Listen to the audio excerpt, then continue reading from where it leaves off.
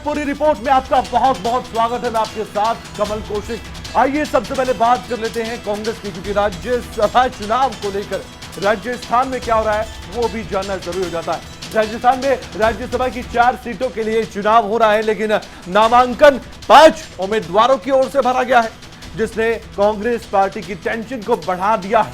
आइए जानते हैं 1 मिनट की रिपोर्ट में कि राजस्थान में राज्यसभा चुनाव को लेकर क्या चल रहा है। राजस्थान में राज्यसभा की 4 सीटों के लिए चुनाव की तारीख नजदीक आने के साथ ही राजनीतिक गतिविधियां भी जोर पकड़ती जा रही हैं। राज्य में सत्तारूढ़ कांग्रेस ने अपने और अपने समर्थक विधायकों को उदयपुर भेजने का फैसला किया है। ये विधायक उदयपुर के उसी होटल में रुकेंगे जहां पिछले महीने कांग्रेस का नव संकल्प चिंतन शिविर हुआ था। कांग्रेस ने राज्यसभा से पहले अपने विधायकों को एक जगह रखने का फैसला सुभाष चंद्रा के निर्दलीय उम्मीदवार के तौर पर नामांकन दाखिल करने के एक दिन बाद लिया। गौरतलब है कि सुभाष चंद्रा वर्तमान में हरियाणा से राज्यसभा के सदस्य हैं और उनका कार्यकाल 1 अगस्त को समाप्त होने जा रहा है। इस चुनाव में बीजेपी उनका समर्थन कर रही है। कांग्रेस ने मुकुल वासनिक, प्रमोद तिवारी और रणदीप सिंह सुरजेवाला को मैदान में उतारा, तो बीजेपी ने पूर्व मंत्री घनश्याम तिवारी को उम्मीदवार बनाया है। मुख्यमंत्री अशोक गहलोत ने मंगलवार को निर्दलीय उम्मीदवार सुभाष चंद्रा को समर्थन देने के बीजेपी के कदम को खेल बताते हुए कहा था कि पार्टी खरीद फरोख्त में शामिल होना चाहती है। तो राज्यसभा चुनाव का मुकाबला काफी दिलचस्प हो गया है, लेकिन देखने वाली बात है कि क्या कांग्रेस अपने विधायकों को एकजुट कर पाएगी या सुभाष चंद्रा कोई बड़ा खेल करेंगे। मनी लॉन्ड्रिंग मामले की बात कर रहे थे। सोनिया गांधी और राहुल गांधी की मुसीबतें लगातार बढ़ती जा रही हैं। ईडी ने सोनिया और राहुल गांधी को पूछताछ के लिए समन भेजा है। नेशनल हेराल्ड मामले में प्रवर्तन निदेशालय ने कांग्रेस के अंतरिम अध्यक्ष सोनिया गांधी और राहुल गांधी को नोटिस जारी किया। प्रवर्तन निदेशालय ने सोनिया गांधी और पूर्व अध्यक्ष राहुल गांधी को 8 जून को पेश होने के लिए कहा। कांग्रेस सूत्रों के मुताबिक सोनिया गांधी और राहुल गांधी को नोटिस बीते 48 घंटे में मिला है। पेशी के लिए राहुल को 2 या 3 जून की तारीख दी गई थी, लेकिन उनके दफ्तर की तरफ से उनके बाहर होने का हवाला देकर 5 जून के बाद की तारीख मांगी है। फिलहाल 8 जून को सोनिया गांधी को हाजिर होना है। कांग्रेस पार्टी ने सोनिया गांधी और राहुल गांधी को नेशनल हेराल्ड मामले में भेजे गए ईडी के नोटिस पर सीधे प्रधानमंत्री मोदी पर निशाना साधा। दोनों नेताओं को इस मामले में 8 जून को खुद पेश होने का समन भेजा गया। कांग्रेस ने आज इसे राजनीतिक द्वेष का मामला बताते हुए सीधे प्रधानमंत्री मोदी पर हमला बोला। कांग्रेस की अंतरिम अध्यक्ष सोनिया गांधी और सांसद राहुल गांधी को नेशनल हेराल्ड मामले में ईडी ने नोटिस जारी कर एजेंसी के सामने पेश होने को कहा। उन्होंने कहा कि ये मामला ईडी ने साल 2015 में बंद कर दिया था। ये एक ऐसा मनी लॉन्ड्रिंग का मामला बनाया जा रहा है जहाँ ऐसे किसी पैसे के लेन देन का कोई मामला ही नहीं। कांग्रेस ने ईडी की कार्रवाई को बदले की भावना से की गई कार्रवाई बताया है और कांग्रेस के नेताओं ने तो बहुत गंभीर टिप्पणी भी की थी ईडी पर। अब बात कर लेते हैं हार्दिक पटेल की। आजकल सुर्खियों में इसलिए है क्योंकि कांग्रेस से उनका मोह भंग हो गया था, इस्तीफा दे दिया था। हार्दिक पटेल ने अब बीजेपी की ओर जाने का फैसला कर ही लिया है। सुबह सवेरे हार्दिक पटेल पूजा पाठ करते नजर आए। अपनी राजनीतिक पारी की शुरुआत उन्होंने अब कर दी है।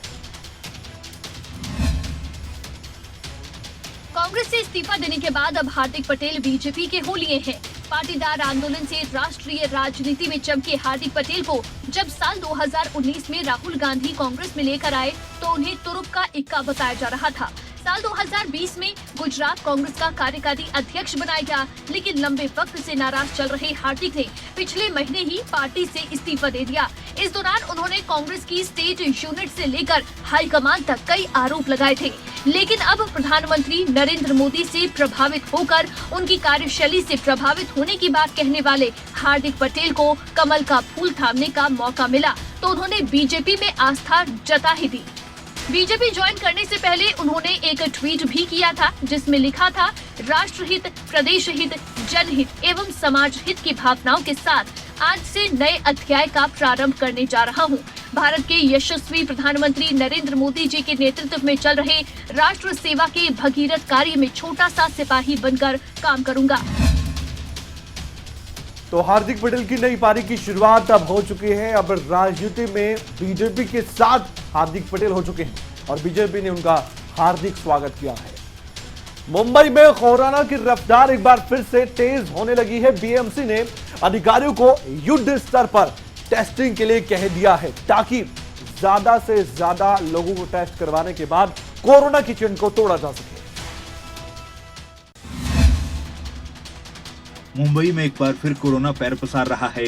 बीएमसी का कहना है कि मुंबई में कोविड की जांच में तेजी लाई जाएगी, क्योंकि शहर में टेस्ट के दौरान पॉजिटिव रेट 6% तक पहुंच गया है।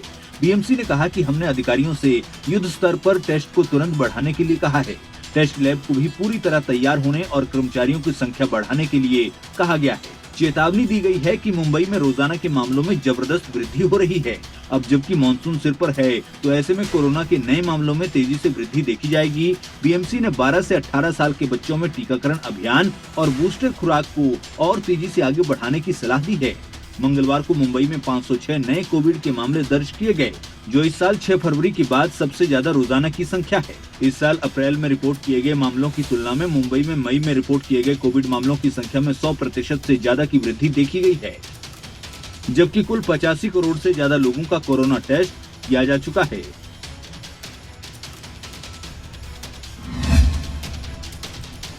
जब कोरोना का बड़ा संकट काल आया था तो महाराष्ट्र उन राज्यों में शुमार था जिसमें सबसे ज्यादा कोरोना के मामले सामने आए थे, इसलिए बीएमसी ज्यादा सतर्क है।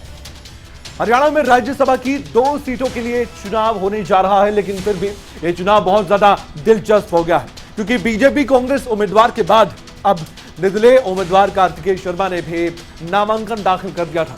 अब ऐसे में कांग्रेस की मुश्किलें शायद बढ़ सकती हैं, क्योंकि अब कांग्रेस अपने विधायकों को सुरक्षित जगह पर ले जा रही है, ताकि जो वोटों की संख्या है वो उतनी ही रहे जितनी की जरूरत कांग्रेस को है। हरियाणा कांग्रेस के सभी विधायकों को दिल्ली तलब किया गया है और दिल्ली से उन्हें रायपुर भेजा जाएगा, क्योंकि मुद्दा राज्यसभा चुनाव का है। राज्यसभा चुनाव के चलते आज से कांग्रेस के विधायक कुछ दिनों की छुट्टियों पर जा रहे हैं। कांग्रेस ये सब कुछ कर रही है ताकि राज्यसभा चुनाव में क्रॉस वोटिंग से बचा जा सके। आपको बता दें कि दिल्ली में पार्टी के राष्ट्रीय महासचिव केसी वेणुगोपाल की अगुवाई और भूपेंद्र सिंह हुड्डा और विवेक बंसल के साथ सभी विधायकों की मीटिंग होगी। इसमें नया प्रदेश अध्यक्ष बनाए जाने के बाद से ही नाराज चल रहे आदमपुर हलके के विधायक कुलदीप बिश्नोई को भी बुलाया गया है। इससे पहले चंडीगढ़ में हुई कांग्रेस विधायक दल की बैठक में भी कुलदीप नहीं पहुंचे थे। कुलदीप ने कांग्रेस के कार्यक्रमों में पूरी तरह से दूरी बनाई हुई थी। अब उनके आज की बैठक में पहुंचने के भी आसार बेहद कम हैं। कायदे से एक सीट बीजेपी के खाते की है तो दूसरी कांग्रेस की, लेकिन पूर्व केंद्रीय मंत्री विनोद शर्मा के बेटे कार्तिकेय का जेजेपी और निर्दलियों के समर्थन में मैदान में आने से कांग्रेस का गणित गड़बड़ा गया है। अब सवाल यह है कि क्या कांग्रेस के उम्मीदवार बिना किसी दिक्कत परेशानी के राज्यसभा पहुंचते हैं? क्या कार्तिकेय शर्मा कांग्रेस का खेल बिगाड़ सकते हैं? सवाल के जवाब जल्द ही 10 जून को मिल जाएंगे। यमुनानगर के सामुदायिक स्वास्थ्य केंद्र सरस्वती नगर में स्टाफ नर्सों ने एसएमओ के रवैये पर बड़े सवाल उठा दिए। स्टाफ नर्सों ने एसएमओ के खिलाफ मोर्चा खोल दिया है और जमकर हंगामा किया।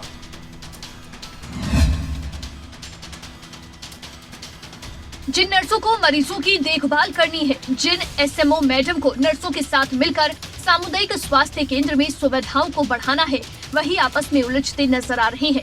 दरअसल मामला सामुदायिक स्वास्थ्य केंद्र सरस्वती नगर का है, जहां स्टाफ नर्सों ने एसएमओ डॉक्टर कुलविंदर सिंह के रवैये से परेशान होकर सामुदायिक स्वास्थ्य केंद्र में जमकर हंगामा किया। उनका आरोप है कि एसएमओ डॉक्टर कुलविंदर कौर हर समय उनसे अभद्र व्यवहार करती हैं और दूसरे स्टाफ के साथ मिलकर तंग करने के भी आरोप लगाए गए हैं। हमारे लिए यहाँ पर जो हमारे सरकार ने हमारे महीने में 8 ऑफ डिसाइड किए जा रहे हैं, ये मैडम बोलती हैं कि इनके ऑफ काट के इनके 6 ऑफ कर दिए जाए और इनको एक दिन मॉर्निंग, एक दिन इवनिंग और एक दिन नाइट ड्यूटी के लिए हमें कहा जा रहा है। डिस्ट्रिक्ट में ऐसा कोई भी हॉस्पिटल नहीं है जहाँ पे स्टेट में ऐसे स्टेट में 8 ऑफ पूरे ऐसे ड्यूटी लगाई जा रही है। स्टेट में 6 ऑफ मिलते, हम 6 ऑफ लेने को तैयार हैं। मामला सीएमओ के संज्ञान में भी आया, लेकिन सीएमओ मैडम कह रही थी कि ये तो रोज का मामला है, इसमें कोई बड़ी बात नहीं है और मामला सुलझा लिया जाएगा। लेकिन मरीजों का सवाल भी तो है, जो मरीज अस्पताल में इलाज करवाने आते हैं उनको दिक्कतों का सामना करना पड़ता है इस तरह के मामले आने के बाद। बहादुरगढ़ के एक वाटर पार्क में बड़ा हादसा हो गया। झूला टूटने से एक ही परिवार के 3 मासूम बच्चे गंभीर रूप से घायल हो गए। लेकिन कैसे, 1 मिनट की इस रिपोर्ट में आप देखिए। बहादुरगढ़ के एक वाटर पार्क में झूला टूटने से एक ही परिवार के 3 मासूम बच्चे गंभीर रूप से घायल हो गए। तीनों बच्चों के सर, हाथ और पैरों में गंभीर चोटें आई। गंभीर हालत में बच्चों को बहादुरगढ़ के एक अस्पताल में भर्ती करवाया गया, जहां उनकी हालत अब भी चिंताजनक बनी हुई थी। बच्चों की चोट गहरी होने के कारण टांके भी लगाए गए। हादसे के बाद वाटर पार्क प्रबंधन पर बड़ी लापरवाही के आरोप लगे। हादसा होते ही वाटर पार्क के कर्मचारी मौके से भाग खड़े हुए। घायल मासूमों को न तो मौके पर एम्बुलेंस मिली और न ही कोई मेडिकल फैसिलिटी और न ही कोई सेफ्टी उपकरण मिला। दिल्ली के राजौरी गार्डन के रहने वाले श्रीकांत और उनकी बहन का परिवार बहादुरगढ़ के आसोदा गाँव में फन टाउन वाटर पार्क में गए थे। बच्चों ने वाटर राइड का खूब लुत्फ उठाया और बच्चे झूले झूलने लगे। जब बहुत सारे बच्चे एक टॉय ट्रेन वाले झूले पर सवार हुए तो अचानक से झूले की स्पीड बढ़ गई, जिसकी वजह से टॉय ट्रेन वाले झूले के पीछे लगे 2 डिब्बे टूटकर दूर जा गिरे और ये हादसा हो गया। परिजनों ने अब वाटर पार्क प्रबंधन के खिलाफ सख्त कार्रवाई की मांग की है। अब देखने वाली बात है कि पुलिस की ओर से वाटर पार्क प्रबंधन पर कितनी बड़ी कार्रवाई की जाती है, क्योंकि सवाल उन बच्चों का है जिनकी जान भी जा सकती थी, जो कि गंभीर रूप से घायल हुए। अब बात करेंगे पानीपत की। पानीपत के टोल प्लाजा पर एक वूलन मिल में अचानक से आग लग गई। आग लगने से फैक्ट्री मालिक को काफी नुकसान उठाना पड़ा है, लेकिन आग लगने के बाद बड़ा सवाल तो यह है कि फायर ब्रिगेड की गाड़ियां मौके पर समय से नहीं पहुंची।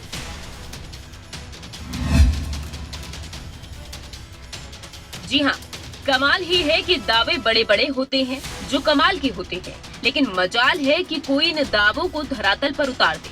पानीपत एक ऐसा जिला है जहाँ पर इंडस्ट्री ही इंडस्ट्री है। पानीपत के हर कोने में कोई ना कोई फैक्ट्री आपको नजर आ जाएगी, लेकिन आर्थिक तौर पर पानीपत के साथ साथ प्रदेश को मजबूती देने वाले पानीपत के कारोबारियों को दमकल विभाग और प्रशासन कितना सहयोग करता है, ये इस मिल मालिक के चेहरे पर आई शिकन को देखकर अंदाजा लगाया जा सकता है। अपनी ही फैक्ट्री को अपने सामने जलता देख ये मालिक टूट चुका है। फोन पर फोन किए जा रहा था, पूछा जा रहा था कि कितनी और गाड़ियां भेजी जाएंगी, लेकिन गाड़ियां आते आते ये मिल आग की बलि चढ़ गई। जी हाँ, कोई तंग गली नहीं, कोई मोहल्ला नहीं, बल्कि नेशनल हाईवे के नजदीक ताऊ देवीलाल स्टेडियम के साथ ही ये सूर्या वुलन मिल मौजूद है, जो अब आग की लपटों में घिरने के बाद खाक हो चुकी है। दावे बड़े बड़े होते हैं, फायर ब्रिगेड की गाड़ियां समय पर पहुंच जाती है, लेकिन इस फैक्ट्री मालिक के साथ ऐसा नहीं हुआ। 2:30 बजे फोन किया गया, लेकिन उसके बाद भी 1 घंटे तक फायर ब्रिगेड की गाड़ियां मौके पर नहीं पहुंची। नतीजन बड़ा नुकसान। अब आगे बढ़ते हैं। फरीदाबाद में 45 डिग्री तापमान पर एक किसान सेब की फसल तैयार कर रहा है। किसान का मानना यह है कि दूसरी फसलों के मुकाबले उसको सेब की खेती से बहुत ज्यादा मुनाफा होता है।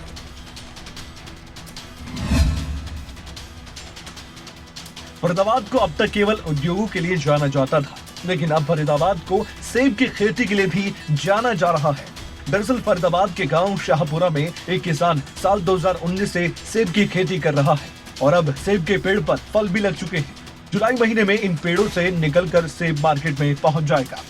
दरअसल 2019 में ज्यादा बारिश होने के कारण किसान नरेश की धान की फसल खराब हो गई थी, जिसके बाद किसान नरेश के पिताजी ने उनको कोई दूसरी खेती करने की सलाह दी।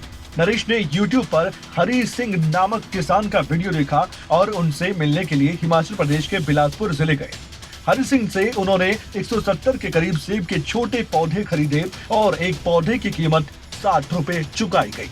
3 नस्ल है इसमें, एक अन्ना वैरायटी, एक गोल्डन और नरेश ने इस समय सेब की 3 किस्म के पौधे लगाए हुए हैं, जिसमें सेब की अन्ना, गोल्डन और हरमन 99 किस्में शामिल हैं। एक मिसाल ये किसान बन गया है जहां पहाड़ों पर हिमाचल प्रदेश में सेब उगाई जाती है, लेकिन अब फरीदाबाद में भी ये संभव करके दिखा दिया गया है। प्रधानमंत्री नरेंद्र मोदी से सुबह के वक्त भारत की नई वर्ल्ड चैंपियन महिला बॉक्सर निकित जरीन से मुलाकात हुई है। इस दौरान निकित जरीन के साथ मनीषा मौन और परवीन हुड्डा भी मौजूद रही। क्या कुछ माहौल था उस दौरान बातचीत का, आइए जानते हैं 1 मिनट की इस रिपोर्ट में। आपने देखा होगा कि पीएम मोदी अक्सर खिलाड़ियों की हौसला अफजाई करते रहते हैं। पीएम खिलाड़ियों से मुलाकात करते हैं और उनके अनुभवों के बारे में जानते भी हैं। सुबह भी पीएम मोदी ने महिला बॉक्सिंग की चैंपियन निकित जरीन से मुलाकात की। निकित नई वर्ल्ड चैंपियन है। निखित के साथ मनीषा मौन और परवीन हुड्डा भी मौजूद रही। आपको बता दें कि निखित जरीन ने फ्लाईवेट 52 किलोग्राम वर्ग में स्वर्ण पदक जीता था, जबकि मनीषा और पदार्पण करने वाली परवीन ने 57 किलोग्राम और 63 किलोग्राम वर्ग में पोडियम स्थान हासिल किया था। इस मुलाकात के दौरान पीएम मोदी ने कहा कि मुक्केबाज निखित जरीन, मनीषा मौन और परवीन हुड्डा से मिलकर खुशी हुई, जिन्होंने महिला विश्व मुक्केबाजी चैंपियनशिप में भारत को गौरवान्वित महसूस करवाया। हमने उनके जीवन की यात्रा पर काफी अच्छी बातचीत भी की। निखित ने भी प्रधानमंत्री के साथ मुलाकात के बाद उनके साथ ली गई फोटो को साझा करते हुए ट्वीट किया और प्रधानमंत्री नरेंद्र मोदी का धन्यवाद किया। पीएम मोदी ने इस दौरान हरियाणा की रहने वाली परवीन हुड्डा से उनके परिवार के बारे में भी जाना। तो प्रधानमंत्री अपने इस अंदाज के लिए जाने जाते हैं। एक बार फिर से उन्होंने खिलाड़ियों को हौसला बढ़ाया है।